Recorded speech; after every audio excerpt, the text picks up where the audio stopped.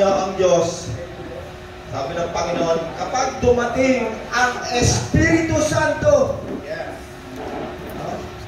siya ay magtuturo.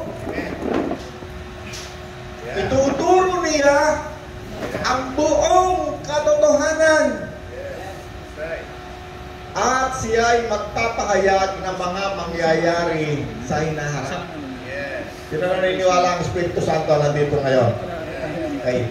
Pag ang Espiritu Santo nagturo, malinaw pa sa sikat ng araw. Kasi siya ay nagpapaunawa, nagbibigay siya ng unawa na hindi kayang unawain ng natural na pag-iisip lamang. Pero, siya ay nagtuturo sa pamamagitan ng salita ng Diyos. No, yung iba ang tawag dyan, Bible. No, sabi nga ni Pastor, wala naman higa sa Bible yung salitang Bible. Ito nga ang Bible, tinatawag mo ng Bible. Salita ng Diyos para hindi magtalo-talo. Okay? Salita ng Diyos. Sino naniniwala ang Espiritu Santo pag nagturo? Sigurado maunawaan natin. Alam niyo kung bakit lamang malimit ang Espiritu Santo hindi nauunawaan ng mga tao? Alam niyo kung bakit? Sapagkat ang kanilang pag-iisip ay hinarangan, nilagyan ng veil. No? Sabi ni Moses, binabasa ninyo. Hello?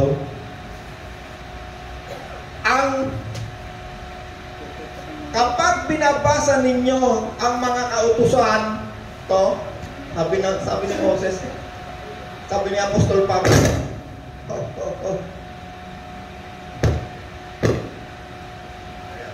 malimit ang ating pag-iisip ay nahaharangan, nasasakluban. No? Sa English, nakakaroon ng veil. Ngunit kapag ang tao ay lumapit sa Panginoon, nawawala ang talukbong. At ang Panginoon na binabanggit dito ay walang iba kung hindi ang Espiritu Banal o Espiritu ni Kristo. Si Apostol Pablo, lahat ng apostol, sila ang nagsulat ng tinatawag natin bagong tipan. Pero kailanman hindi sila gumamit ng salitang Diyos, Espiritu Santo. Bakit? Kapag yun ay ginamit mo, magkakaroon ng ibang identity ang Espiritu Santo bukod sa identity ni Kristo at ng Ama. Magkakaroon ng pangatlong Diyos at yung pangatlong Diyos na yan ay tinuturo hanggang sa mga oras na ito ng ibang mga sekta na mayroong ikatlong Diyos. Wala akong ikatlong Diyos. There's only one. Ang magtuturo ay ang Diyos mismo. Okay. Ang salita ng Diyos, ito'y very sharp, masyadong matalino, sobra. Ang salita ng Diyos, walang iba tinutukoy kundi si Jesus mismo. Siya yung salita na nagkatawang tao. At siya yung nandito ngayon sa ating harapan, sa ating puso, na tinatawag nating Espiritu ni Kristo. May identity yung Espiritu. Pag hindi tinawag na Espiritu ng Diyos, Espiritu ni Kristo, pagkat sila'y narito, saan yung Espiritu? Hindi magkakaroon ng confusion ang Bible pag nagturo, lalong-lalo na kapag ang Espiritu Santo nagtuturo. Okay. Umpisa na natin sa Roma chapter 8 verse 1. Roma 8 verse 1. Kaya nga, wala nang hatol na parusa ang mga taong nakipag-isa na kay Kristo. Okay. Yan muna uli natin yung na pagsasadula para mas malinaw. Isang dalawa yung uli, yung tao nandito uli nung nakarang linggo. Bilis. Halika yung tatlo. Ikaw. Tatlo rito. Yung tatlo. Dito, tatlo dyan, tatlo rito. Alam mo na yan. Maestro. Gawin uli natin Espiritu Santo si Gilbert. Tsaka ulit, Gilbert, dito ka. Dito ka lang kahat. Kasi dyan iikot ang ating pag-uusapan niyan. Pero huwag ka mumali ka. Yan. Spirit ako ha. Kaya, foundation lang muna ulit ha. Hindi ka muna spirit, si Lord ka muna. Ikaw yung salita ng katawang tao muna ha. Nung ikaw ay nagkatawang tao, bumaba ang Espiritu wala kahit isang banggit na Diyos, Espiritu Santo kasi magkakaroon ng ibang Diyos. Kaya hindi ginagamit ni Apostol Pablo at ng Bible yung salitang Diyos, Espiritu Santo. Ang gumamit lang yan ay doktrina ng religion. Kaya Espiritu Santo kapag nagturo, malimit, hindi nakakaintindi niyan yung mga taong may yapos-yapos na relihiyon. Hindi yan malimitan, yan ang humaharang sa kanilang pag-iisip para ang itinuturo, ang nagtuturo na Espiritu Santo, hindi nila maintindihan, magbubuhol. Kaya sabi ko, para maintindihan mo ang tinuturo ng Espiritu Santo, parang computer, shut up mo muna, i-reset mo yung ano mo, parang CPU, i-reset mo muna yung utak mo. Kasi pag yan ay naprograman, mahirapan kang umintindi ng mga revelation, kapahayagan galing sa Diyos. Kasi haharangan yan, magko-conflict yan sa iyong religion. Yung turo ng sekta ng religion mong tawag globo. Ang tawag doon? Doctrine. Okay. Bumaba ang Espiritu Santo, wala akong panyo Ayan, dalawa panyo ko, ayan. Ikaw si Kristo, ha? Anyong kalapati, bumababang kalapati. Ayan. Diyan sila, magkasama ang Espiritu ng Ama at si Kristo sa anyong katawan, ha? Okay. Hindi ko pa nagagamit dyan, bago sa ko. Okay. Isinugo ni Kristo si Pastor. Halo. Nadala yung Bible mo. Nangaral ng mabuting balita ng kaligtasan. Ang pinapangaral niya ng mabuting balita ng kaligtasan, si Kristo. Yeah. Etong dalawang tao, pangalan mo, pare ka? Toto. Nunoy. Example ko lang yan. Tatlo, pero hindi nyo nakikita itong dalawang elemento, ha? Si Nunoy, ang kanyang kaluluwa, ang kanyang espiritu. Si Toto, kaluluwa, espiritu, hindi nakikita, ha? Nangaral. Teka, nasaan yung espiritu ng demonyo? Ay, ikaw muna. Kunwari, espiritu ka ng demonyo, kayong dalawa. Kunwari lang, ha, para mas maunawa ng marami. Sige, dyan kayo, sa gilid, yan sa gilid. Nangaral ng mabuting balita, ipinapangaral niya si Kristo. Ito'y nagsisi. Tumanggap kay Kristo. Halika, Panginoon, halika. Tinanggap mo si Kristo, hindi ang tinanggap niya yung katawan ni Kristo. Ayan yung Espiritu. Hindi, dito ka, nakipag-isa kay Kristo. Ayan, magkaisa na ngayon ang kanilang Espiritu. Siya ay naging mananampalataya, siya ay naging anak ng Diyos, siya ay naligtas. Sabi ni Kristo, kailanman hindi ka naiiwan. Kailanman. Hindi ka naiiwan ni Kristo. Itong isa, may espiritu ng kasamaan. Ang Diyos ng kasamaan na tumataya sa isip ng mga tao, kaya hindi nila nakilala ang liwanag ng mukha ni Kristo na siyang daan ng kaligtasan. Bakit? Dinaya ang pag-iisip, nilambungan ng Diyos ng kasamaan. Ang espiritong naghahari sa daigdig na ito. Okay? Nangaral, po ka na. Pastor, po ka na. Nangaral. Ayun, naligtas, ha? Okay, dito na ngayon tayo. Kaya nga, wala nang kahatulang parusa ang isang taong nakipag-isa na kay Kristo. Ayun ang binabanggit, ha? Nampalataya na. Tumanggap na kay Kristo. Ang espiritu niya ay naging isa. Sa pamamagitan ng kautusan ng espiritong nagbibigay ng buhay. Ayun yung nagbibigay ng buhay. Espiritong nagbibigay ng buhay. Tingnan nyo, ha? Tingnan nyo mabuti, ha? Ang banggit sa espiritu, ha? Big letter E. Kasi kung walang identity yung espiritu na yan, hindi nyo maunawaan yan. Pero dito, pag sinabing espiritu lang, no, walang karugtong, walang espiritu ng Diyos, walang espiritu ni Kristo. Pag sinabing espiritu lang, tingnan nyo nakasulat sa Bible, big letter S. Espiritu. Okay? Na nagbibigay ng buhay dahil sa pakikiisa natin kay Kristo Jesus. Pinalaya na ako mula sa kautusan ng kasalanan at kamatayan. 3, ginawa ng Diyos ang hindi kayang gawain ng kautusan dahil sa kahinahan ng tao. Sinugo niya ang kanyang anak sa anyong tao na makasalanan upang pawiin ang kasalanan sa gayon. Inatulan na niya ang kasalanan ng mga alipin sa tao. 5, ang mga namumuhay ayon sa hilig ng laman ay walang pinapahalagahan kundi ang ukol sa laman. Okay, binabanggit siya, ha? Ngunit ang mga namumuhay ayon sa Espiritu, eto na ngayon, nung nanampalataya, namumuhay na siya ngayon ayon sa Espiritu, big letter S, ay nagpapahalaga sa mga bagay na espiritual. Ang pagsunod sa hilig ng laman ang pagsunod sa hilig ng laman ay naghahatid sa kamatayan, ngunit ang pagsunod sa Espiritu ay nagdudulot ng buhay at kapayapaan. Okay, hindi pa yan nilalagyan ng identity, yung Espiritu na yan, ha? Kung yung Espiritu pa na yan, sino? No? Kaya binanggit ng Panginoon, He. No? Tinuro na niya, He. Bakit? Sapagkat itinuturo ng Panginoon, sino siya? Ang Espiritu Santo, kapag nagdumating, siya'y nagturo, ang una niya ituturo sa atin, sino si Kristo. Yan ang makikilala natin pag siya'y dumating. At luluwalhatiin niya si Kristo. Wala nang iba, yan ang mangyayari. Kaya tinuturo ng Panginoon, sino siya? Okay. Yeah. 8. Kaya nga 7, kaya nga kapag itinutuon ng tao ang kanyang pag-iisip sa mga hilig laman, siya ay nagiging kaaway ng Diyos sapagkat hindi siya nagpapasakop sa batas ng Diyos at sadyang hindi niya ito magagawa. At ang namumuhay ayon sa hilig ng laman, hindi maaaring kalugdan ng Diyos. 9. Ngunit, ayan na, ito na, hindi na kayo namumuhay ayon sa laman, kundi ayon sa Espiritu. Sa katunayan, yan nyo ha, wala mo nang banggit kung sino yung Espiritu ha. Sa katunayan, naninirahan sa inyo ang Espiritu ng Diyos.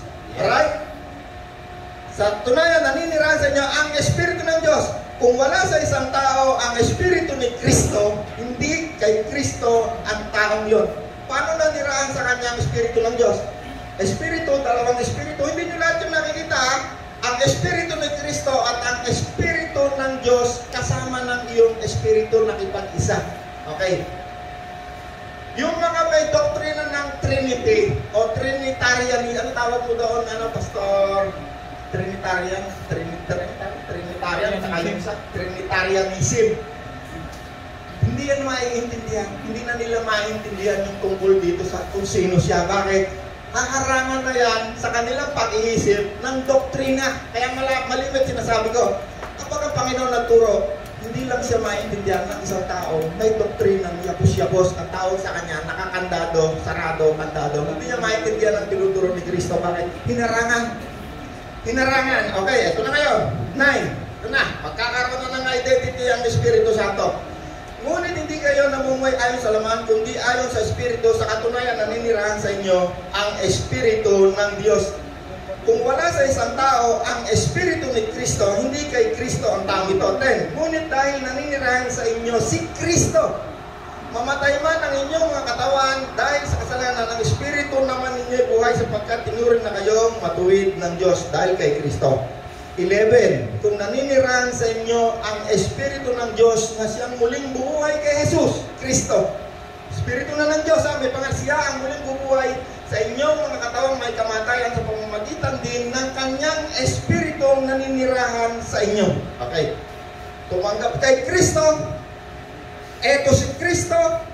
Naturalmente si Kristo at ang Ama ay Diyos. Meron ba sa inyo rito hindi naniniwala na ang Ama ay Diyos? Wala, di ba? Sila ang lumikha. Sa Genesis chapter 1, andoon ang Espiritu ni Kristo na siyang nagsasalita. Hindi ba siya nagkakatawang tao? Nandoon na rin ng Ama na Espiritu. Nandoon na rin. Likain natin ang tao. Okay. Maraming tao, kapag narinig ang tungkol sa bagay na ito, hindi na nila maintindihan yan. Akala nila, nilalabanan mo ang Espiritu Santo. Akala nila, nililito mo ang tao. Hindi. Ipinapakilala at nililiwanagan ng Espiritu Santo ang isip natin. Sino siya? Paano magkakaroon ng ikatlong Diyos natin kung tatawagin mo ang Espiritu Santo na Diyos Espiritu Santo? Walang salita sa Bible na Diyos Espiritu Santo sapagkat magkakaroon siya sa isip ng ibang tao na pangatlong Diyos. Walang pangatlong Diyos. Wala. Isa lang. Paglalakdaw lang ang isip niyan, pag nakarinig na yan ng turo na to, si Kristo tsaka ang Ama, isasarado na niya isip niya. Kaya hindi niya ito maiintindihan kasi nakalak yung kanilang mga isip, sinaraduhan, nilambungan, noong mga doktrina. Kaya maraming papayagan ng Panginoon, hindi naniniwala ang marami. Bakit? Kasi nakasarado, kandado, nakalak ang pag-iisip. Okay. Malinaw ano? Ngunit dahil lang sa inyong Espiritu Santo, ang kanina puro Espiritu. Ngayon, sinabi ni Apostol Pablo kung sino yung Espiritu na yon na naninirahan sa atin. Ipinakilala niya kung sino yung Espiritu. Hindi po pwede na, kunwari si Gideon, siya yung Espiritu. Pag sinabi ko, Diyos Espiritu Santo, siya ang Diyos Espiritu Santo, magkakaroon ka ng pangatlong Diyos sa isip mo. Sa katunayan, wala namang ibang Diyos kundi ang Ama. Siya ay naririto ngayon sa ating puso, sa anyong Espiritu.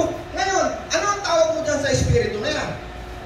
Diyos, siyempre. Pero hindi mo pwedeng ipangaral at sabihin ang Diyos, Espiritu Santo. Kailanman, walang ginamit sa Bible. 500 times binanggit ang tungkol sa Espiritu. Kahit isang salita, walang salita na ginamit kahit si Apostol Pablo. Lahat ng nangangaral, walang gumamit na ang Diyos, Espiritu Santo.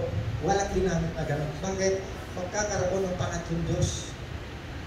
Kaya sinabi niya Apostol Pablo, sinabi ng Panginoon, sinabi ng Espiritu Santo, yung Espiritu na nandiyan dyan sa iyo, hindi pangatlong Diyos. Kung ikaw ay pangatlong Diyos, anong pangalan mo? Si Banal? Pag tinanggap mo si Kristo, ang tawag mo sa amin ay banal na tao. Kapag ang Diyos ay naririto o nasa saan man lugar, doon sa templo o kung saan man, ang tawag sa lugar na yon ay banal na lugar. Holy place.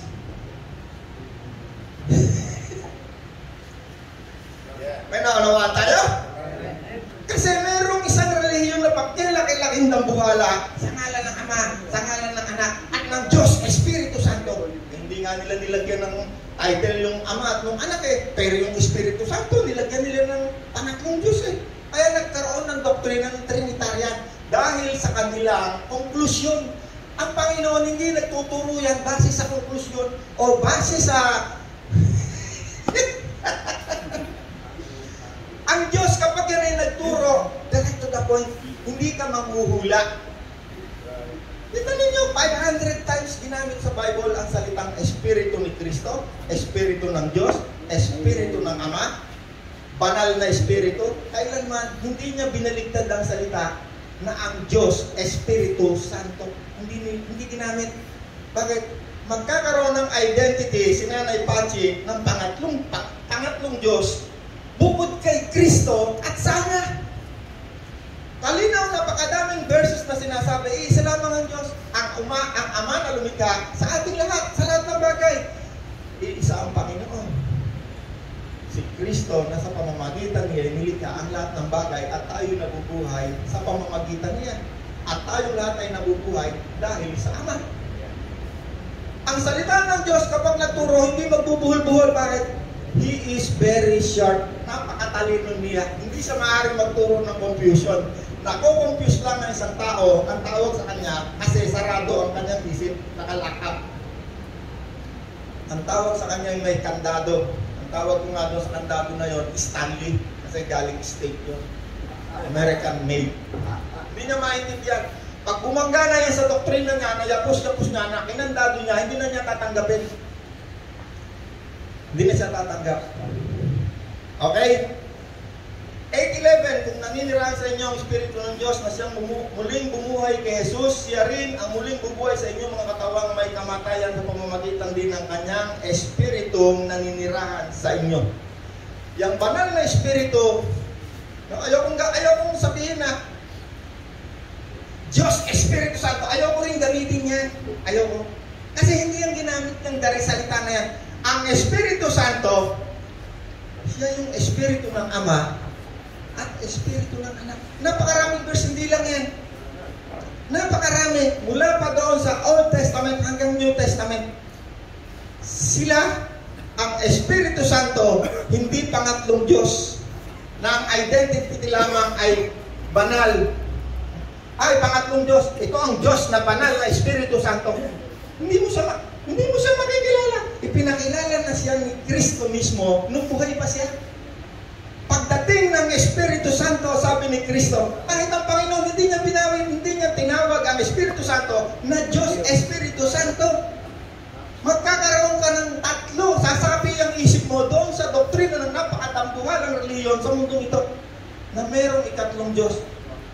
Na pag nagulat nga lang, nakakita ng palaka Jesus Ama, Jesus Ama, Jesus Espiritu Santo. Binabanggit ang pangalan ng Panginoon sa walang kakwenta-kwentang mga bagay. At ang Espiritu Santo ay ginawa nilang pangatlong Diyos. Nagkakaroon ka ng imahe. Sinabi sa Bible, huwag kang gagawa ng ibang Diyos. Kapag ikaw nagturo ka na mayroong ikatlong Diyos, yun ang tinatawag na blasphemy. Yun ang pangliligaw sa napakaraming isip ng tao sa mundo ito. Kapag ikaw ay gumawa sa imahe ng isip ng mga tao na mayroong ikatlong Diyos, magkakaroon sila ng confusion sa kapangyarihan ng pagka-Diyos ni Kristo at ng Anak. Ano Nanay Pachi, ikaw may nabasa ka ba sa Bible? Nagsalitang Diyos Espiritu Santo? Hindi ko sinabing hindi ako naniniwala sa Espiritu Santo. Meron akong Espiritu Santo. Kaya nga ayoko ng masama kasi santo yun nandito, banal mabuti.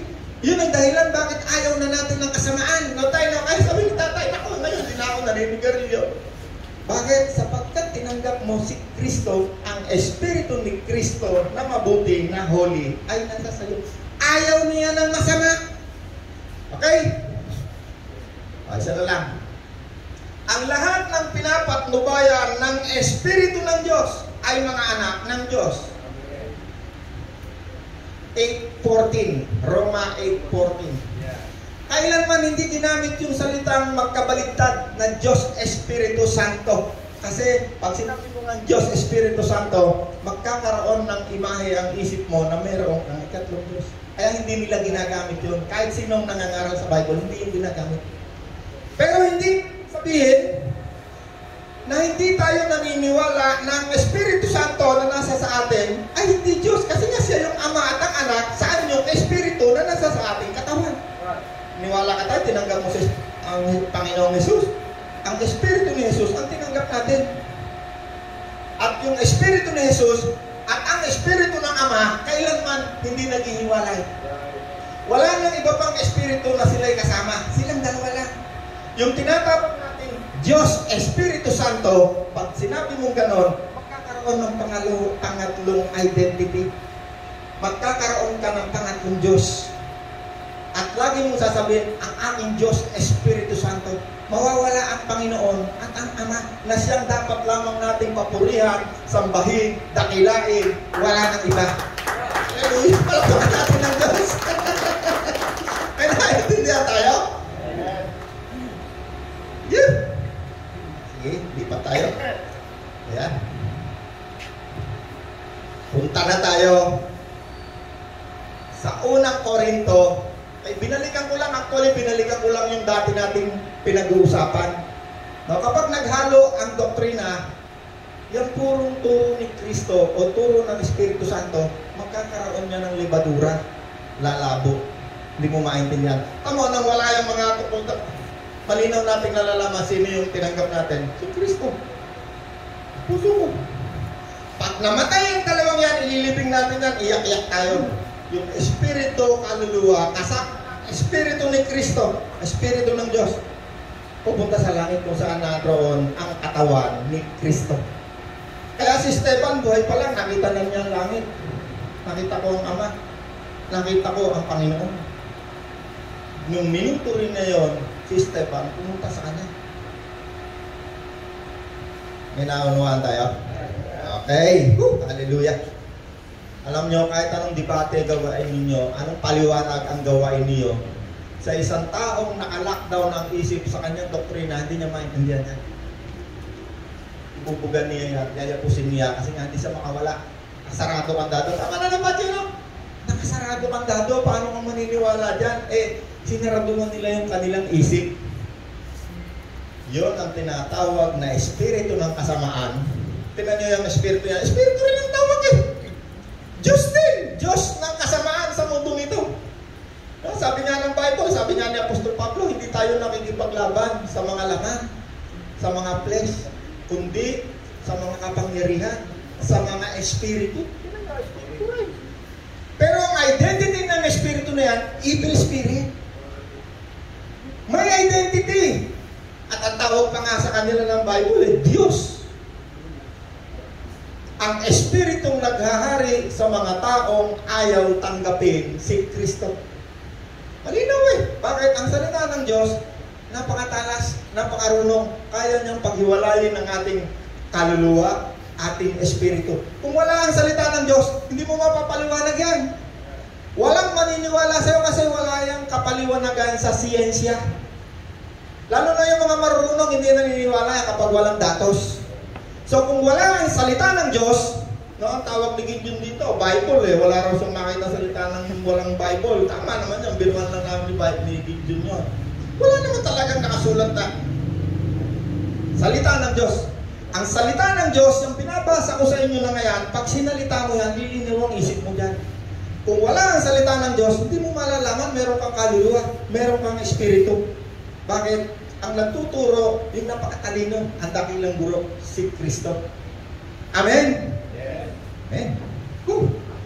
Unang Korinto 2:9. Subalit tulad ng nasusulat, hindi pa nakikita ng mga mata o naririnig ng tainga, ni hindi pa sumasagi sa isip ng tao ang mga inihanda ng Diyos para sa mga umiibig sa Kanya. Tignan mo kalalim ang pag-ibig ng Diyos, ano? Hindi kayang aruin, ano? Hindi pa sumasagi sa isip ng isang taong wala si Kristo. Pero pag tinanggap mo si Kristo, ito ang mangyayari. 10. Ngunit, ito'y inihilag na ng Diyos sa atin sa pamamagitan ng Espiritu. Yes. Sinasaliksik ng Espiritu ang lahat ng bagay, maging ang pinakamalalim na bagay na may kinalaman sa Diyos. Tingnan nyo, bakit ba pakikialaman mo pa yan? Doktrina na yan ng mga kung ano-ano sekta. Hindi ko naman yung pinapakialaman. Pag tinanggap mo si Kristo na Espiritu,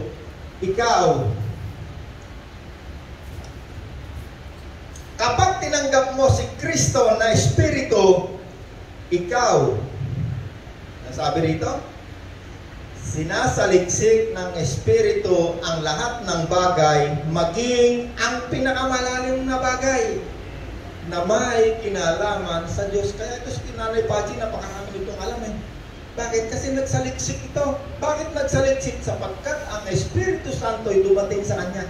Kapag ang Espiritu Santo dumating sa iyo, magsasaliksik ka. Hindi ka kakain lang ng naririnig mo. Hindi ka upo lang dyan sa silya at pag sinabi ni Father, tumayo tayo, umupo tayo, at tanda. Hindi ganun. Pag ang Espiritu Santo nakapasok sa buhay mo, ikaw ay magsasaliksik ng mga bagay tungkol sa Diyos kahit gaano pa man ito kalalim. At hindi ka maliligaw. Katulad nung, marami nagsasabi sa akin iba pa nga, pastor yan, kakatakot yung ginagawa mo, Brother Roland, baka ikaw ay maligaw. Paano kaya ako maliligaw ay kasama ko si Kristo? Kasi takot silang maniwala sa isang bagay na wala sa kanilang libro. Baka raw sila maligaw. Kasi nga, yung kanilang kaluluwa at pag-iisip ay nilagyan nila ng lock. Ang tawag, Stanley. Stanley. Nakalaki yung isip nila Ayaw nila. Ang Panginoon, tinan nyo ng Panginoon, nung ginawa ang tao nilagay sa Garden of Eden, si Eva, si Adam, hindi naman niya nilagay sa garapon Inalpasan ng Panginoon. Sinong kausap doon ng dalawang tao? Abay, si Satanas nandun. Hinayaan ng Diyos nandun. Hindi nakakulong. Pero bago sila inalpasan, tinuruan muna sila ng Diyos. Pero dahil itong si Satanas ay masyadong clever, akala nyo clever, napapa-English ako pagka Espiritu Santo, pag nagtuturo, ano Nanay Pachi? Tuso!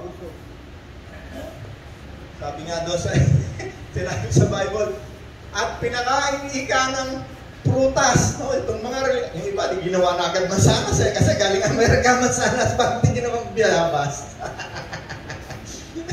Kasi nagtuturo Amerikano, sa kanila maraming mansanas kaya ginawang mansanas yung pinakain.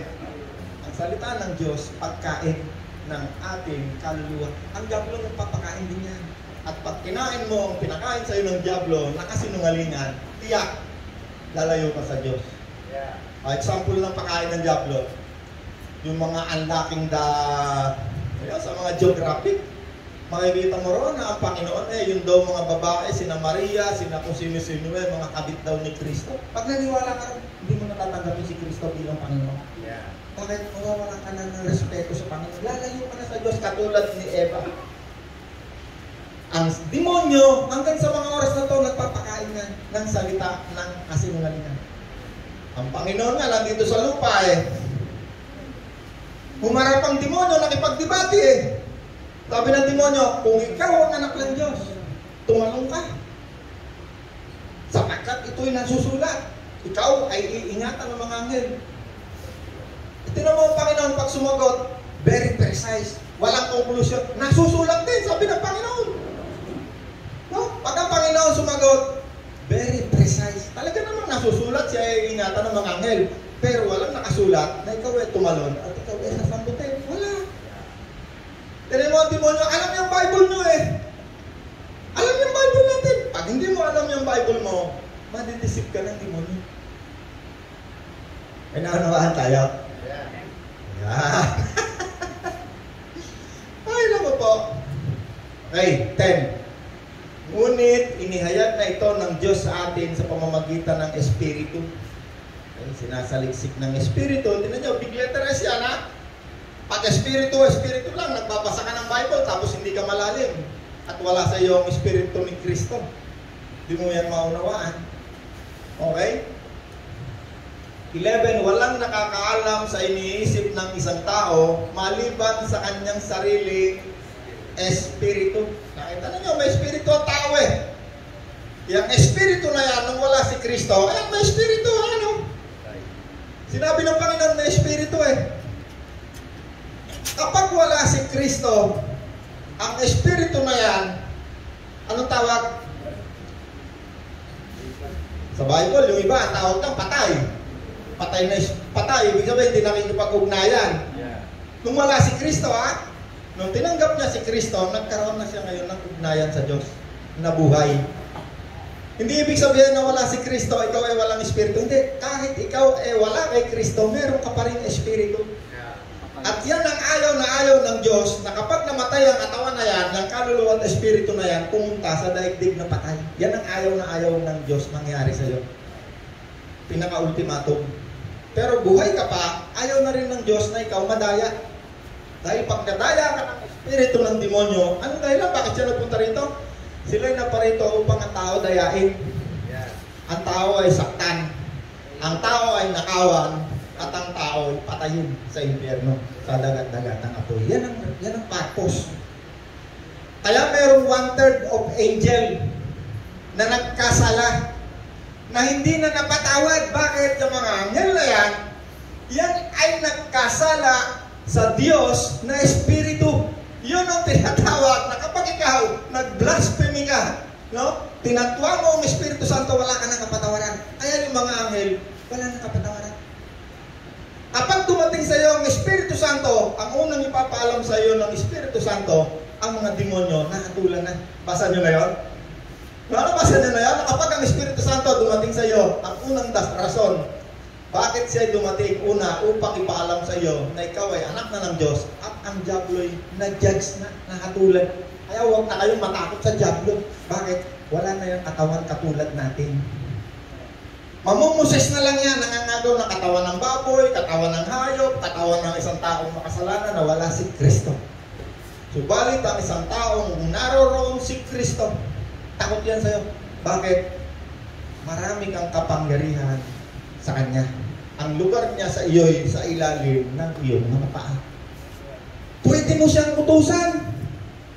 At ayaw ng diablo, pag sinabi mo, ay, diablo, masamang espiritu, tumalong ka sa malalim na hukay na walang hangganan. Yun ang ayaw niya. Bakit? Hindi siya magagawa kung sundin ka. At pag siya nandun sa malalim na hukay, hindi siya mag-enjoy dito at tandadaya. Ito, inumin mo to. Sarap tong gamot na to. Pag uwi mo ng bahay, hiwalay na kayong mag-asawa, wala kang pera, mga anak mo magkanda hirap-hirap, sakit, lahat ng dilubyo abutin natin. Kung wala si Kristo, salamat sa Panginoon, tinanggap ko si Kristo na Espiritu. Ay, ulitin ko ulit Ang Espiritu ng Diyos, ang Espiritu ni Kristo ay naririto. At tayong lahat ay naniniwala sa Espiritu Santo. At ang Espiritong mabuti na to na Santo, na kasama ng Espiritu ng Diyos, ay Diyos. Pero hindi ko pwedeng sabihin sa pangangaral o sa pagtuturo na mayroong Diyos, Espiritu Santo. Wala. Siya ay ang Panginoon at ang Ama. Ngayon, meron kang Diyos, Espiritu Santo. Eh, sino siya sa'yo? Yun ang malaking question. Baka yung isang taong inalam, sinalita niya, kinilala niya ang Diyos, Espiritu Santo, hindi niya kilala. Baka kung anong Espiritu masamba niya. Kaya nililinaw ng Panginoon at ni Kristo mismo at ng Espiritu Santo mismo sa isip natin. Para mawala yung agam-agam. Nanay Pachi, ang Panginoon, pag nagturo, walang kadiliman. Pag nagturo ang Panginoon, malinaw pa sa sinag ng araw. Pero tama ang sinabi ng marami, hindi yan mauunawa yung pinag-uusapan natin na yan. Hindi mauunawa yan ng isang taong wala si Kristo. Hindi nila mauunawa yan. Hindi rin yan mauunawa ng isang taong may doktrina ng tatlong Diyos. Kung halimbawa man siya may doktrina ng tatlong Diyos, hindi rin nila mauunawa yan. Bakit? Hindi nila uunawain yan. Magdi-decide sila kung saan sila nakatayo, doon sila nakatayo. Kasabihan nga, pinanganak ako nakahiga, mamamatay ako nakahiga. Ang Panginoon, kaya yan ay nagtuturo para tayo makalaya doon sa mga mali natin na agis ng turo. Ang Panginoon, nung dumating, binangga niya lahat ng mga maling doktrina ng mga Pariseo, Saduceo, binasak ng Panginoon. Sa araw ng Sabat, totoo bang hindi? Kasi hanggang ngayon, Jesus ay nakarating ka Israel. Tatay, nakarating ka Israel, no? Kahit sa elevator, pagsakay ng mga Hudyo, ng mga Israelita, nakatayo lang yan ganyan. Mag-aantay yan na sasakay, napipindot ng 1, 2, 3, 4. Bakit?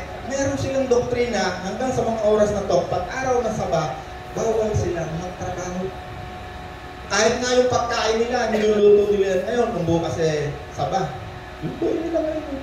Kaya sabi ng Panginoon, kung kayo pa meron nahulog na isang kambing o tupa, araw ng pamahinga, di ba nyo nililigtas? Bakit? Kasi merong mga naka-lockdown na ang tatak ng padlock ay, tatak? Hindi naman Stanley, no? Kasi wala pa naman ng Amerika Baka pinakuan. Kasi sabi ng mga incheck, nauna raw sila yung pinako raw sa Panginoon, sila raw nagtinda Kasi sila lang may hardware.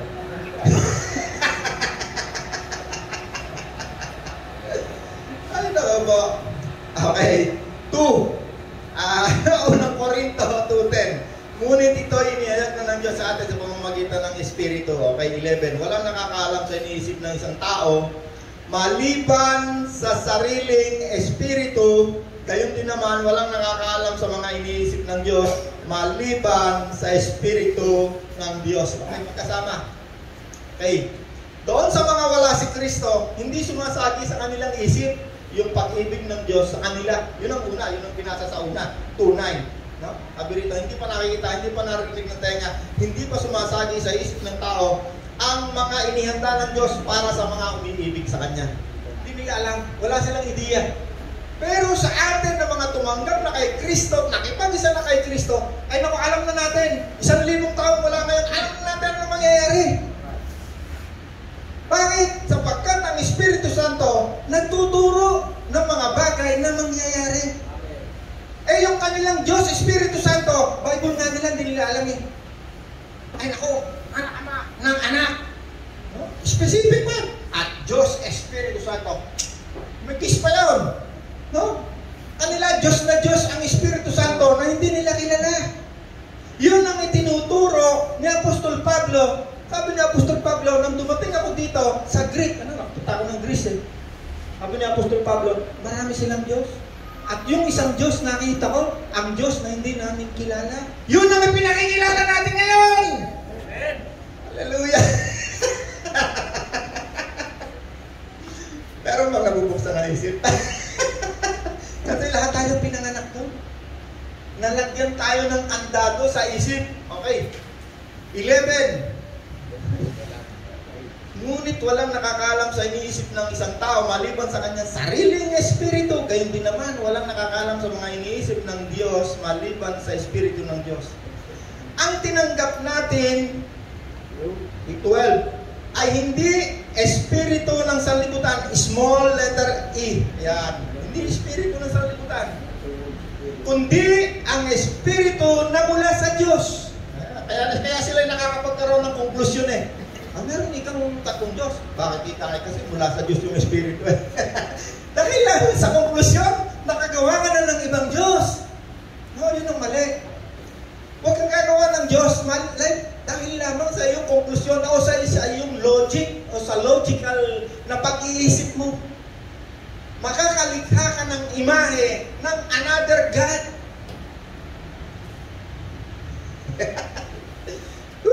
Sana ba ako?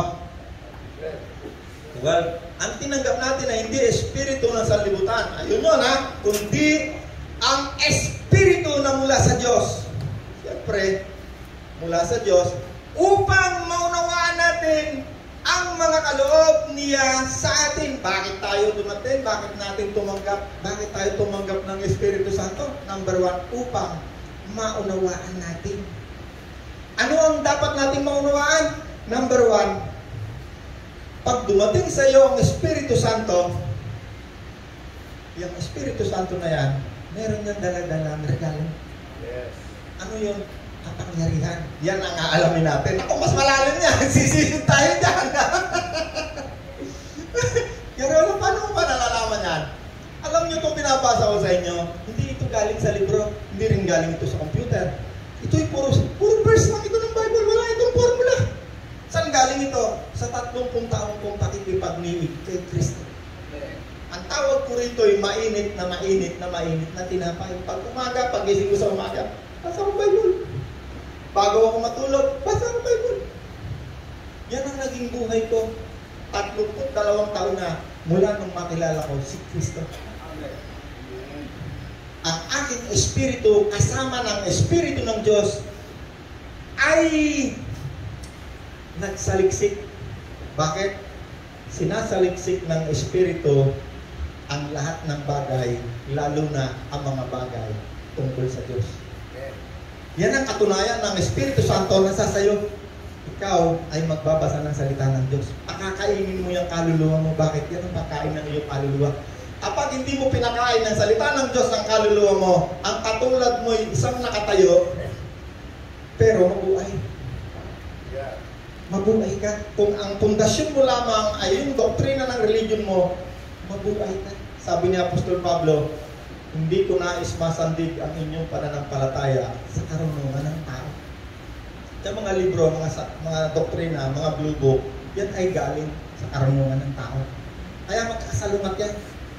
Andito yung bating daan, andito yung dating doon, andito yung born again, andito yung sabatista. Pag pinagharap-harap mo lahat yan, mag-aaway yan, magsusuntukan yan. Bakit? Kasi ang inaral niyan at ang tinatayuan niya ng pananampalataya ay base sa karunungan ng tao. Ngayon, merong karunungan ng tao, no? Meron din karunungan ng Diyos.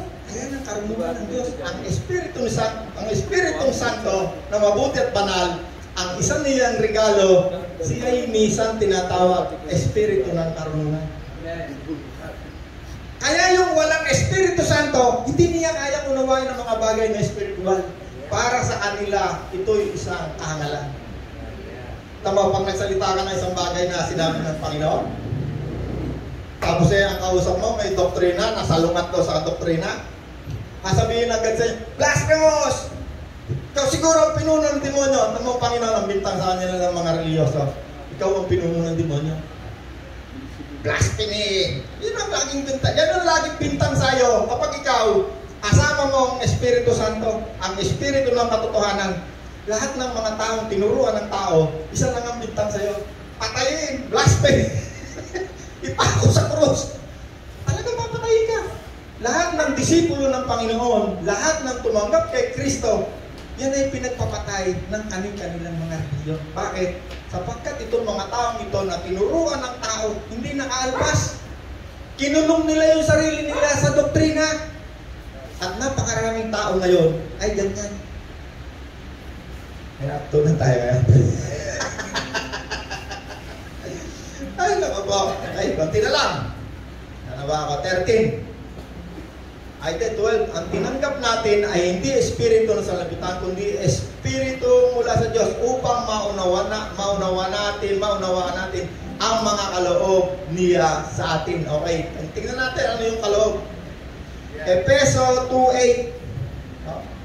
Isang dahilan kung bakit ang Espiritu ni Kristo at ang Espiritu ng Diyos ay pumunta sa iyo, anong nangyari? May dala-dala siyang mga kaloob. Ano yung kaloob na Pachi? Regalo. Ang regalo may bayad, walang bayad? Walang bayad. Pero sino ba ang nagbibigay ng mga regalo? Number 1, hindi ka naman bibigyan ng regalo ni kung sino na hindi ka kilala. Ang pwede lang magbigay sa iyo ng regalo ay yung mga taong kilala mo. Halimbawa, Kuya Sose, kami, yung kung sino man lang kilala. Ay pagdating ng birthday mo o Pasko, o kahit anong oras, may sipa ka namin regalo, bibigyan ka namin ng regalo. Okay, Kuya Sose, pakibasa nga yung aking verse. Efeso 2:8. Okay. Yan, ito yung 2:8. Ano sabi ito? Dahil sa kagandahang loob ng Diyos, kayo ay naligtas sa pamamagitan ng pananampalataya, at ito'y kaloob ng Diyos at hindi mula sa inyong sarili. Alright! Okay.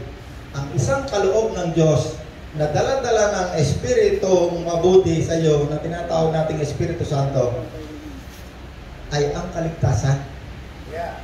Ito'y kaloob. Ipapaunawa sa iyo ng Diyos, ng Espiritu Santo, na ikaw ay ligtas na, anak ka na ng Diyos. Yan ang isang dala-dala na regalo, na pinakamalaking regalo na tatanggap ko sa buhay ko, ang kaligtasan ko. Yan ay regalo. Ipapaunawa sa iyo ng Diyos na meron akong dala sa iyong regalo na hindi mo pinagtrabahuan. Ano yan? Kaligtasan ng iyong kaluluwa, espiritu, maging ng iyong pisikal na katawan. Pagbabalik ko'y muli kong bubuhayin kahit ikaw ay mamatay. Yun ang number 1 na regalo. Ano pa? Marami. Naku, pag sumisit tayo, butin tayo ng isang taon. Pero pang iba regalo, tingnan natin kung ilan yung, ano yung iba, yung mga pangkaraniwan. Unang Korinto 12:4-11. Kaya sa pakibasa. 4-11. Yan. Tama ba? Unang Korinto 12:4-11. Iba't ibang spiritual na kaloob o rin sa lamang espiritu nagkakaloob ng mga ito. Iba't ibang paraan ng paglilingkod, ngunit isa lamang ang Panginoong pinaglilingkuran. Iba't ibang gawain, ngunit isa lamang ang Diyos na pipilos sa mga taong gumagawa ng mga iyon. Para sa ikabubuti ng lahat, ang bawat isa ay binigyan na patunay na nagpapamitang na sa kanya ang espiritu. Ang ilan sa atin ay... Hold muna, Kuya Jose. Ang bawat isa'y binigyan ng Espiritu Santo, pinagkalooban, kasi yung Espiritu Santo na yan, hindi yan kailangang hinginin ng napakaraming tao dahil iniisip nila wala sa kanila ang Espiritu Santo.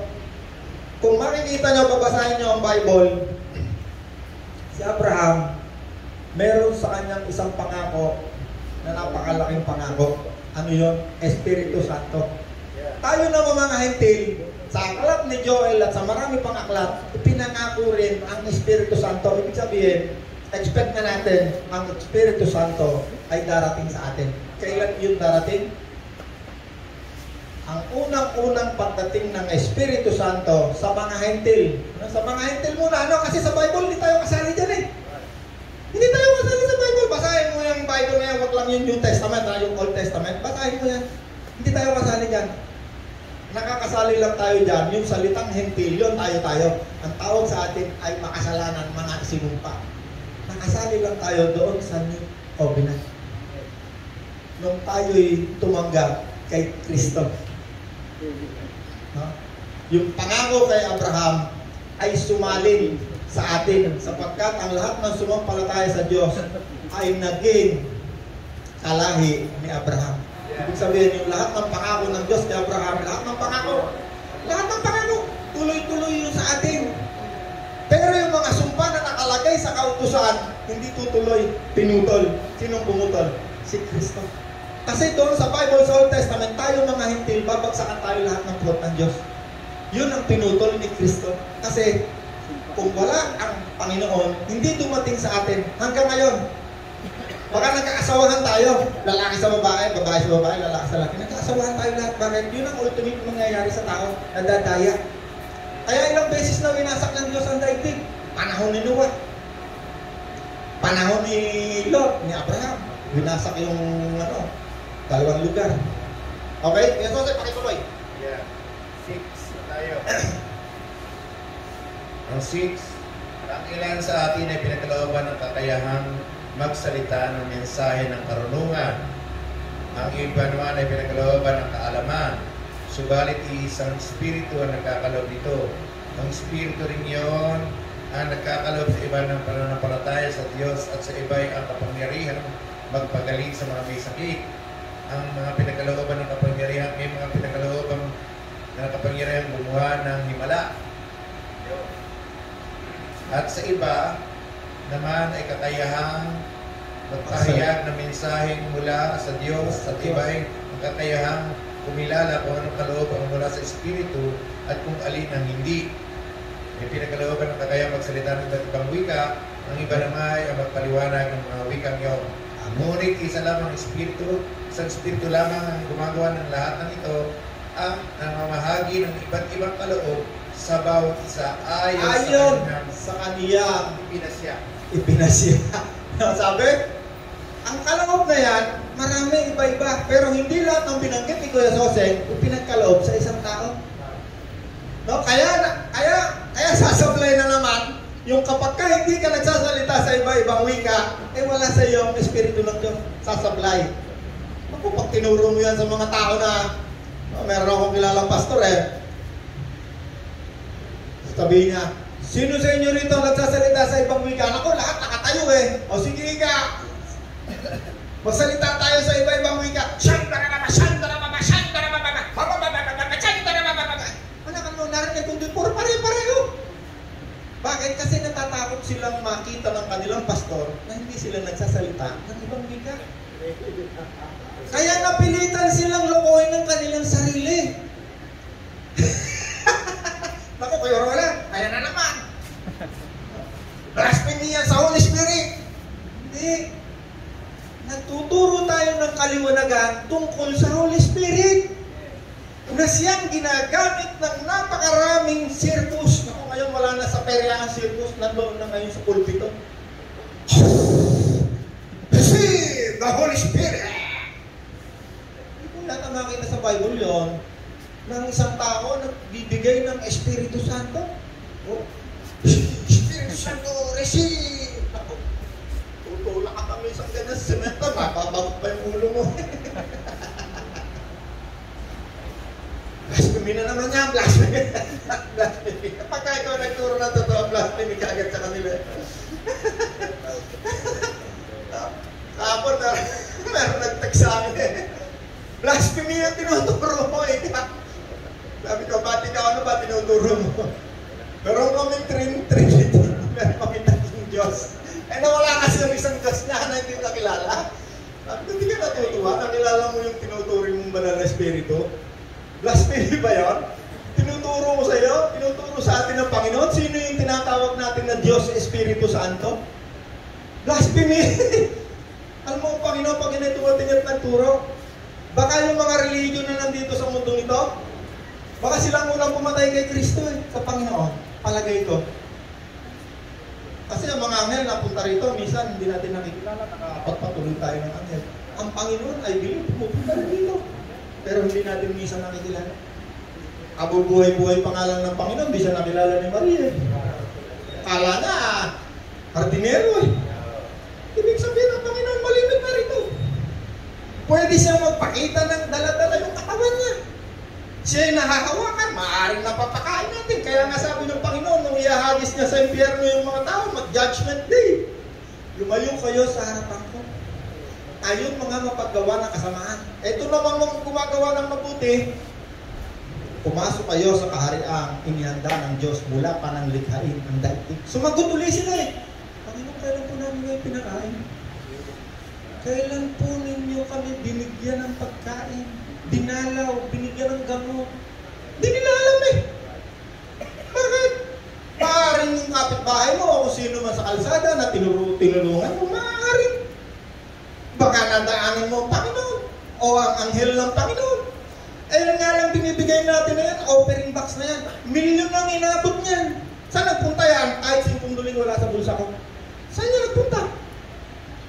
Ay, na-record ka ron. Meron diyang patay na hindi mailabas, meron diyang buhay na walang makain ng pandemic, meron diyang nasa ospital hindi makalabas.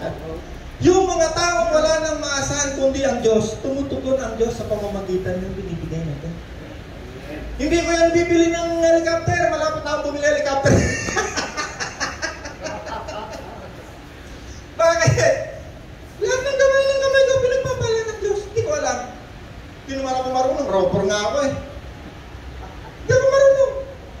Bakit? Sapagkat ang karunungan ng Diyos ay nasa sa akin. Kapag si Kristo hinayaan mong kumilos sa iyo, hindi ka natakot sa kamatayan, tumayo ka sa totoo. Tinayuan mo yung pananampalataya mo. Ay naku po, lahat ng taong gagalang sa iyo. Ang hindi lang gagalang sa iyo, yung mga sarado, mandado.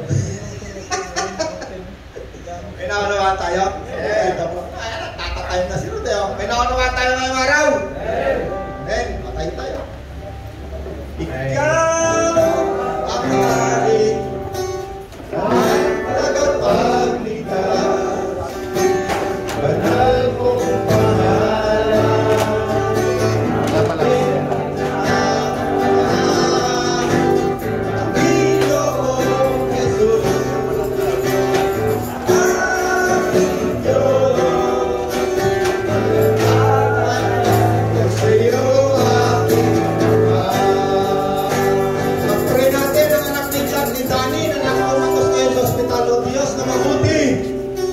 Pinapanalangin po namin ang may sakit, ang anak ni Danny na ngayon ay comatose sa ospital. Kumilos ka, Panginoon, sa batang ito. Salamat po, Ama.